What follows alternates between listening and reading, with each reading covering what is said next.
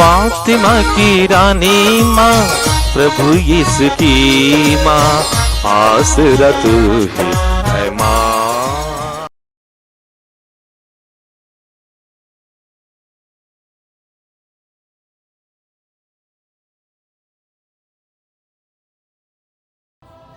पहला पाठ प्रेरित चरित्र अध्याय 2 पद संख्याएं 36 से 41 तक। पाठ का मूल वाक्य है, आप लोग पश्चाताप करें। आप लोगों में से प्रत्येक यीशु के नाम पर बपतिस्मा ग्रहण करें। पेंतेकोस्त के दिन पेतरुस ने यहूदियों से यह कहा, इस्राएल का सारा घराना यह निश्चित रूप से जान ले कि जिन्हें आप लोगों ने क्रूस पर चढ़ाया है, ईश्वर ने उन्हीं यीशु को प्रभु भी बना दिया और मसीह भी। यह सुनकर वे मर्माहत हो गए और उन्होंने पेतरुस तथा अन्य प्रेरितों से कहा, भाइयों, हमें क्या करना चाहिए? पेतरुस ने उन्हें यह उत्तर दिया, आप लोग पश्चाताप करें। आप लोगों में से प्रत्येक अपने अपने पापों की क्षमा के लिए यीशु के नाम पर बपतिस्मा ग्रहण करें। इस प्रकार आप पवित्र आत्मा का वरदान प्राप्त करेंगे, क्योंकि वह प्रतिज्ञा आपके लिए तथा आपकी संतान के लिए है और उन सबों के लिए जो अभी दूर हैं और जिन्हें हमारा प्रभु ईश्वर बुलाने वाला है। पेतरुस ने और बहुत सी बातों द्वारा साक्ष्य दिया और यह कहकर उन्हें उपदेश दिया कि आप लोग अपने को इस विधर्मी पीढ़ी से बचाए रखें। उन्होंने पेतरुस की बात मानकर बपतिस्मा ग्रहण किया। उस दिन लगभग 3000 लोग शिष्यों में सम्मिलित हो गए। प्रभु की वाणी। ईश्वर को धन्यवाद। भजन अनुवाक्य। पृथ्वी प्रभु के प्रेम से भरपूर है। पृथ्वी प्रभु के प्रेम से भरपूर है। प्रभु का वचन सच्चा है, उसके समस्त कार्य विश्वसनीय हैं। उससे धार्मिकता तथा न्याय प्रिय है। पृथ्वी उसके प्रेम से भरपूर है। अनुवाक्य। पृथ्वी प्रभु के प्रेम से भरपूर है। पृथ्वी प्रभु के प्रेम से भरपूर है। प्रभु की कृपा दृष्टि अपने भक्तों पर बनी रहती है, उन पर जो उसके प्रेम से यह आशा रखते हैं कि वह उन्हें मृत्यु से बचाएगा और अकाल के समय उनका पोषण करेगा। अनुवाक्य। पृथ्वी प्रभु के प्रेम से भरपूर है। पृथ्वी प्रभु के प्रेम से भरपूर है। हम प्रभु की राह देखते रहते हैं, वही हमारा उद्धारक और रक्षक है। हे प्रभु, तेरा प्रेम हम पर बना रहे, तुझ पर ही हमारा भरोसा है। अनुवाक्य। पृथ्वी प्रभु के प्रेम से भरपूर है। पृथ्वी प्रभु के प्रेम से भरपूर है। जय घोष। हालेलुया। यह प्रभु का ठहराया हुआ दिन है। हम आज प्रफुल्लित होकर आनंद मनाएं। हालेलुया। प्रभु आप लोगों के साथ हो और आपकी आत्मा के साथ। संत यूहन्ना के अनुसार पवित्र सुसमाचार। हे प्रभु तेरी महिमा हो। अध्याय 20 और संख्याएं 11 से 18 तक। मरियम कब्र के पास बाहर रोती रही। उसने रोते रोते झुककर कब्र के भीतर दृष्टि डाली और जहां यीशु का शव रखा हुआ था वहां उजले वस्त्र पहने 2 स्वर्गदूतों को बैठा हुआ देखा, एक को सिरहाने और दूसरे को पैताने। दूतों ने उससे कहा, भद्रे, आप क्यों रोती हैं? उसने उत्तर दिया, वे मेरे प्रभु को उठा ले गए और मैं नहीं जानती कि उन्होंने उनको कहाँ रखा है। वह यह कहकर मुड़ी और उसने यीशु को वहाँ खड़ा देखा, किंतु उन्हें पहचान नहीं सकी। यीशु ने उससे कहा, भद्रे, आप क्यों रोती हैं? किसे ढूंढती हैं?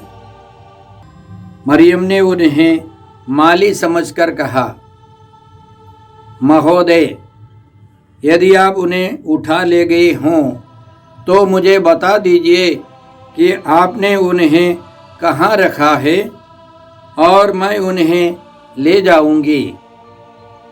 इस पर यीशु ने उससे कहा, मरियम। उसने मुड़कर इब्रानी में उनसे कहा, रब्बोनी, अर्थात गुरुवर। यीशु ने उससे कहा, चरणों से लिपटी रहकर मुझे मत रोकना, मैं अब तक पिता के पास ऊपर नहीं गया हूँ। मेरे भाइयों के पास जाकर उनसे यह कहना कि मैं अपने पिता और तुम्हारे पिता, अपने ईश्वर और तुम्हारे ईश्वर के पास जा रहा हूँ। मरियम मगदलेना ने जाकर शिष्यों से कहा कि मैंने प्रभु को देखा है और उन्होंने मुझे यह संदेश दिया है। प्रभु का सुसमाचार। हे क्रिस्त तेरी स्तुति हो। जय यीशु। क्रिस्त में प्रिय भाई और बहनों, आप सबों को पुनर्जीवित प्रभु यीशु की शांति मिले। हम लोग पास्का पर्व के अवसर पर हैं। हम लोग आनंद और खुशी का अनुभव करते हैं क्योंकि प्रभु यीशु जी उठे हैं। पहले पाठ में हमने सुना कि संत पेतरुस पवित्र आत्मा से भरकर, पवित्र आत्मा से प्रेरित होकर वहाँ उपस्थित लोगों को समझाया कि आप लोगों ने प्रभु यीशु को क्रूस पर मार डाला। उन्होंने दुख सहकर पुनर्जीवित होकर हमें पवित्र आत्मा दिया है। पेतरुस का कहना था, आप लोगों ने यीशु को क्रूस पर मरवा डाला, किंतु पिता ईश्वर ने यीशु को प्रभु बनाया है, मसीह भी बनाया है।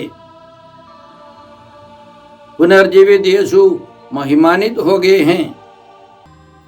यह सुनकर वे मर्माहत हो गए और उन्होंने पेतरुस और उनके सहयोगियों से पूछा, भाइयों, हमें क्या करना है? हमें क्या करना है जिससे हमको भी यह अनुभव मिले, यह कृपा मिले? तो पेतरुस ने 3 शर्तें रखी। सब शर्तें कठिन है, लेकिन तीसरी शर्त सबसे कठिन है। उनकी पहली शर्त यह थी, आप लोग अपने पापों पर पश्चाताप करें। हम सबों को अपने पापों से दूर रहना है, इस दुनियादारी से, पाप की वासनाओं से सब दूर रहना है, पवित्र जीवन बिताना है। दूसरी शर्त है, आप प्रभु यीशु में विश्वास कर उनके नाम में बपतिस्मा ग्रहण करें। कई प्रोटेस्टेंट भाई लोग केवल यीशु के नाम पर बपतिस्मा देते हैं, यह मानी नहीं है। प्रभु यीशु ने खुद कहा था, पिता, पुत्र और पवित्र आत्मा के नाम पर बपतिस्मा होना है। तो पेतरुस के कहने का तात्पर्य है त्रिएक ईश्वर के नाम पर बपतिस्मा ग्रहण करना है। तीसरी शर्त, सबसे कठिन शर्त, इस विधर्मी पीढ़ी से दूर रहना है। हर पीढ़ी में कुछ न कुछ बुराइयां हैं। इस विधर्मी पीढ़ी से दूर रहना है, तभी हमको पवित्र आत्मा का वरदान मिलेगा और वो वरदान कायम रहेगा। हम याद रखें, बहुत सारे माता पिता इस विधर्मी पीढ़ी से परेशान हैं, क्योंकि उनके बाल बच्चे बुरी आदतों में फंस गए हैं। मोबाइल एक बहुत बड़ी समस्या है। 50 साल पहले ऐसी समस्या नहीं थी। उन दिनों में भी कई प्रकार की बुरी वासनाएं थी। याद रखें, प्रभु यीशु के समय कोई मोटर गाड़ी नहीं थी, बिजली नहीं थी, संचार माध्यम, परिवहन सब बहुत कमजोर था। गधे पर वो धनी लोग घोड़े पर चलते थे। पैदल जाना अनिवार्य था आम जनता के लिए। उस समय भी मनुष्य के अंदर लालच था। उस पीढ़ी की बुराइयों में लोग फंस जाते थे। तरह तरह की बुरी वासनाएं हर पीढ़ी में है। मेरे बचपन में इसी तरह की सुविधाएं नहीं थी, फिर भी हम लोग अपने माता पिता को परेशान करते थे। कई प्रकार के बंधनों में हम लोग फंस जाते थे। इसलिए हमको समझना है, हर पीढ़ी में, उस पीढ़ी के संदर्भ में कई प्रकार की बुरी वासनाएं हैं, प्रलोभन है। उन सबों के ऊपर रहकर हमको जीवन बिताना है, तभी पवित्र आत्मा का वरदान हमारे अंदर विकसित होगा। पेतरुस की बातें सुनकर बहुत सारे लोगों ने उनमें विश्वास किया, बपतिस्मा ग्रहण किया। और हम जानते हैं उस दिन 3000 नए विश्वासी बपतिस्मा ग्रहण कर पेतरुस और यूहन्ना के साथ जुट गए, यीशु के शिष्यों में सम्मिलित हो गए। याद रखें, जब मूसा पहाड़ के ऊपर से नीचे आ रहे थे, ईश्वर के वचनों को, ईश्वर के नियमों को लेकर, पत्थर की 2 पाटियों में ईश्वर ने 10 नियम लिखकर मूसा को दिए थे। उस समय मूसा ने देखा नीचे घाटी में बहुत सारे लोग सोने के बछड़े की पूजा अर्चना कर रहे थे। मूसा गुस्से से भर गए और उन्होंने कहा, जो ईश्वर के पास आना चाहते हैं वे सब मेरे पास आए। जो ईश्वर की पूजा करना चाहते हैं, तो हम पढ़ते हैं, लेवी गोत्र के लोग मूसा के पास आए। मूसा ने उन लेवियों को आदेश दिया कि तलवार निकालकर उन अंधविश्वासियों को, अविश्वासियों को मार डालो। उस दिन 3000 लोग मारे गए। अब पेंतकोस्त पर्व के दिन 3000 लोग नए विश्वासी बनकर प्रभु यीशु के शिष्यों में सम्मिलित हो गए। वहाँ 3000 लोग मारे गए, यहाँ 3000 लोग यीशु के साथ जुट गए और कलीसिया का विकास होने लगा। हम प्रभु को धन्यवाद देकर प्रार्थना करते हैं कि इस पास्का पर्व के अवसर पर हम लोग पवित्र जीवन बिताए, इस विधर्मी पीढ़ी से दूर रहें और प्रभु का प्रचार कर सकें। सुसमाचार में हमने सुना कि मरियम मगदलेना ने कब्र के अंदर, जहाँ यीशु का शव रखा हुआ था, 2 स्वर्गदूतों को देखा। एक सिरहाने एक पैता ने।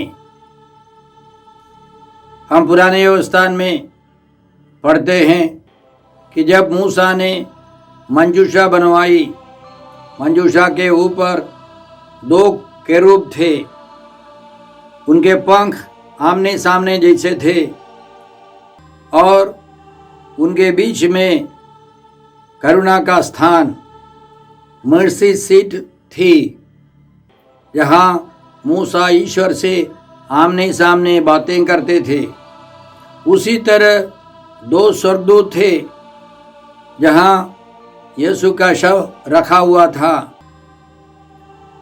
एक आगे एक पीछे। संत यूहन्ना हमें यह बताना चाहते होंगे कि वह करुणा का स्थान यीशु है, लेकिन वे पुनर्जीवित होकर वहाँ से चले गए हैं। वहाँ यीशु नहीं है। यीशु सबों के लिए पुनर्जीवित हो गए हैं। और कुछ ही देर के बाद मरियम ने प्रभु यीशु के दर्शन किए। प्रभु यीशु ने वही सवाल किया जो थोड़ी देर पहले सुरदूतों ने सवाल पूछा था, भद्रे आप क्यों रोती हैं, किसे ढूंढती हैं? मरियम ने उनको नहीं पहचाना, क्योंकि यीशु पुनर्जीवित हो गए हैं। उनका अस्तित्व इस भूमि के शरीर के समान नहीं है। वे महिमानित शरीर के साथ जी उठे हैं। लेकिन जब यीशु ने मरियम का नाम लिया तो मरियम ने उनको पहचान लिया। उनका जीवन खुशी से भर गया, वह आनंद से भर गई, शांति से भर गई। यीशु ने मरियम को यह संदेश दिया, मैं अपने पिता और तुम्हारे पिता, अपने ईश्वर और तुम्हारे ईश्वर के पास ऊपर जा रहा हूँ। मरियम मगदलेना ने बड़ी खुशी से जाकर यीशु के शिष्यों को बताया कि मैंने प्रभु को देखा है, पुनर्जीवित यीशु को देखा है, और उन्होंने मुझे यह संदेश दिया है। तो आज के सुसमाचार से प्रभु यीशु हम सबों को सिखाना चाहते हैं कि वे महिमान्वित है।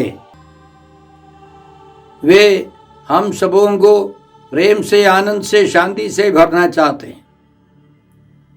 वे हम सबों को अपने प्रेरित बनाना चाहते हैं। सुसमाचार का प्रचार आपसे हमारे द्वारा होगा। प्रभु यीशु हमारे हाथ पैर चाहते हैं, हमारी बुद्धि चाहते हैं, हम प्रभु के लिए जीवन बिताए।